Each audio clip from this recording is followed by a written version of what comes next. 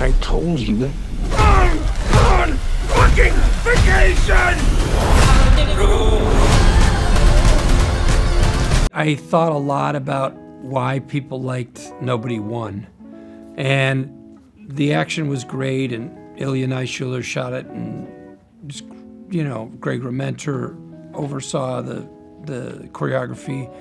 And so that's awesome. But I think that what really connected with people was they related to the tensions of being a dad and being a family man and having a relationship that's long-term and the way it can be difficult. And so it was super important to me to reconnect with that family and make them feel real, make them feel like they love each other, but they struggle with the way life wears you down.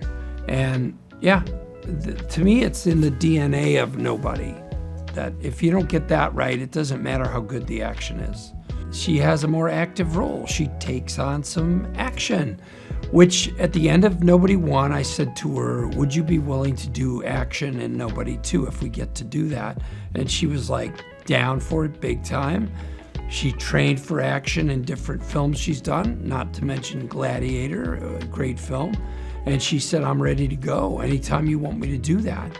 To me, one of the themes of Nobody Won was a husband and wife who've lost touch with each other, and they've lost touch with the feelings of respect for each other and the way in which the other person is an active free agent who's made a choice to be in this relationship.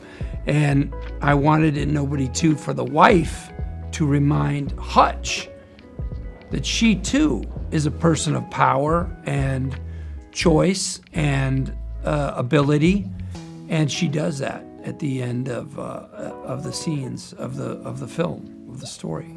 John Ortiz is amazing. He's one of our great actors, and he's in this film and wonderful as Wyatt Martin. And Colin Hanks, I love Colin. I did Fargo with Colin, and we knew we had a bad guy sheriff, but I needed him to be a guy you didn't suspect when you first meet him. And Colin is just a joy to watch play a very, very bad person. And then we have Sharon Stone, who is our quote-unquote big bad. And we needed a big personality and a big presence to play that part. Sharon ate it up.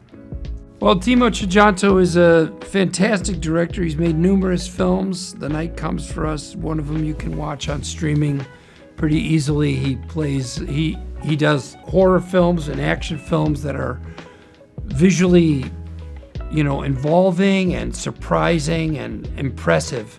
And I wanted this film to blow up bigger than Nobody Won. So I wanted those big visuals and those big sequences.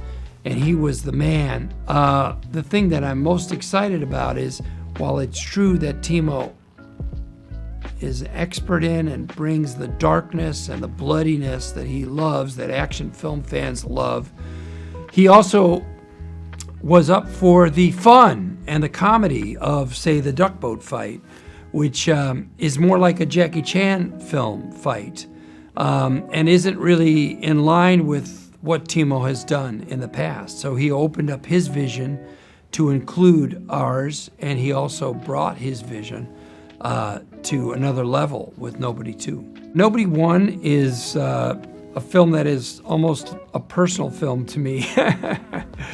My family had 2 break-ins, and when I talked to Derek Kolstad about the movie, I talked about those break-ins and how much feeling I had left inside me of frustration and resentment that I wanted to act out on screen. Nobody 2, we go to in my mind, it's the Dells. Of course, it's called Plummerville, but when I was a kid, I went on 2 vacations, one to the Illinois State Fair and one to the Wisconsin Dells. Sadly, the Wisconsin Dells is too damn nice and impressive for what we were looking for in Nobody 2, but it is reflective of, a family vacation, where very often it's a little less relaxing than you wish it was. She's just such a fantastic woman. I love the whole environment, and I love the family that the Menzells are. And I think with Bob, we just have such a great rapport, both on set, but also just, when we're in the scenes, we just respond to each other in this really interesting way, very emotional, very genuine, and so it's just a really lovely process to shoot these films. So in the first film, you're sensing that, for the first time, I think in an action movie, you are actually looking into the scenes of a marriage. And it's a marriage where one of the partners is going through a midlife crisis and is finding it really hard to live inside of these secrets that this cover story that they have constructed in order to have a family. And in the second, film, we're unfolding those secrets more and more, and we're starting to see and refer to the time when Hutch and Becca met, and we are starting to understand that they were different people then. And they did different things when they met in Italy and fell in love. And you're starting to see what happens in certain situations where it becomes clear that Becca also obviously has some secrets of her own. She is a very protective mom. She is your mama bear, definitely that type of mom. Yeah. Well, I think, one of the things that was wonderful with the first one is we have all these cool characters, and some of them come back in the second, and also some new ones are there.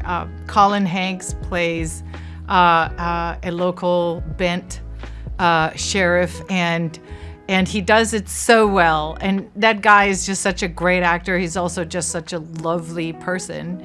And then there is Sharon Stone, who is just next level gonzo in this film. She just brings so much pizzazz and amazing energy and invention to this character, and I think she had a lot of fun doing it as well. I think Timo brings this beautiful combo of amazing technical know-how when it comes to creating a whole series of action sequences that he does incredibly well. Camera angles, everything is just so cool. And then he combines that with his natural personality. He is an incredibly empathetic and warm, joyful, kind man. And you see those qualities really show themselves in how he balances all of the emotional arc of the film. And he invests that empathy into the characters in a really generous way so that all of the characters get to have their moments. And it's just a really satisfying experience also when you're on set to see how he really makes sure that every person is a real human all around.